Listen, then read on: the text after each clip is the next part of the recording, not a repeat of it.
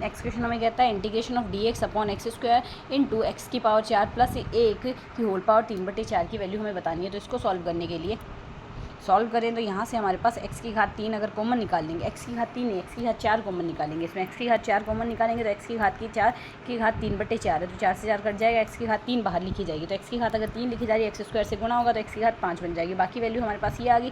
अब यहाँ से हम इस पद को u मान लेते हैं। इस पद को जैसे ही हम u मानेंगे du अपॉन dx की वैल्यू आ गई माइनस का 4/x की घात 5 आएगा। वैल्यू सब्सटीट्यूट करते हैं, यहाँ से हमारे पास ये वैल्यू आ गई 1/4 को आगे लिख लेते हैं। इसको सिंप्लीफाई करेंगे, 4 से 4 कट जाएगा हमारे पास, यहाँ से u की घात 1/4 का अगर समाकलन हमारे पास किया हुआ है, एक u की घात माइनस 3/4 का समाकलन करके लिखा था हमने, तो माइनस ऑफ u की घात 1/4 प्लस c आ गया, u की घात u की जगह हमने वैल्यू सिंप्लीफाई करी, सब्सटीट्यूट करके सिंप्लीफाई करते हैं, सेकंड ऑप्शन इसके लिए करेक्ट होगा।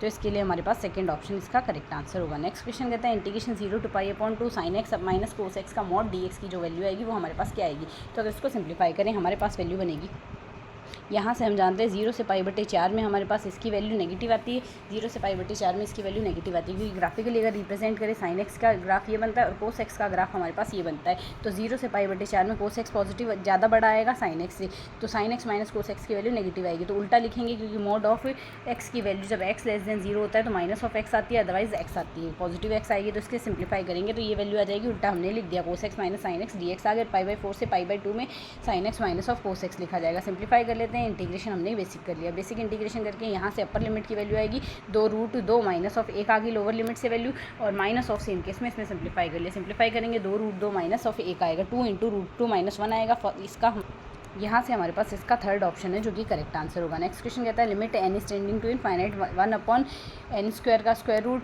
प्लस 1/n² प्लस n का square root 1/n² plus 2n का square root and so on हमारे पास ये वैल्यू है। तो इसकी वैल्यू हमें बतानी है किसके इक्वल होगी। तो यहाँ से इसको सिंप्लीफाई करके समेशन k बराबर 0 से n-1 तक ये लिख सकते हैं। इसको हम सिंप्लीफाई करें, अगर n² हम कॉमन निकालें तो n² कॉमन निकालने से अंडर रूट के बाहर n ही आएगा, ये वैल्यू आ गई। हम जानते हैं ये हमारे पास k/n की जगह तो x लिखा जाएगा, 1/n की जगह dx लिखा जाएगा, और जो समेशन की लिमिट है 0/n और यहाँ से n-1/n में चेंज हो जाएगी, तो ये आ जाएगा 1 - 1/n। n tends to infinite पे वैल्यू 0 होगी तो अपर लिमिट आ गई 1, लोअर लिमिट आ गई यहाँ से हमारे पास 0। इस तरीके से सिंप्लीफाई करेंगे तो ये वैल्यू बन गई √1 + x dx। इसका इंटीग्रेशन करेंगे, हमारे पास x की पावर 1 + x की पावर हमारे पास यहाँ से क्या बन जाएगी, प्लस की हाफ अपॉन में हाफ आ गई। वैल्यू अपडेट करते हैं तो यहाँ से 2 की घात हाफ √2 की घात हाफ यानी √2 आ गया, और 2 ये हम ऊपर ले आए हैं, और लोअर लिमिट से आएगी वैल्यू हमारे पास 1 √2 - 1 × 2 आ रहा है। यहाँ से इसका जो फोर्थ ऑप्शन है वो हमारे पास करेक्ट आंसर बनेगा।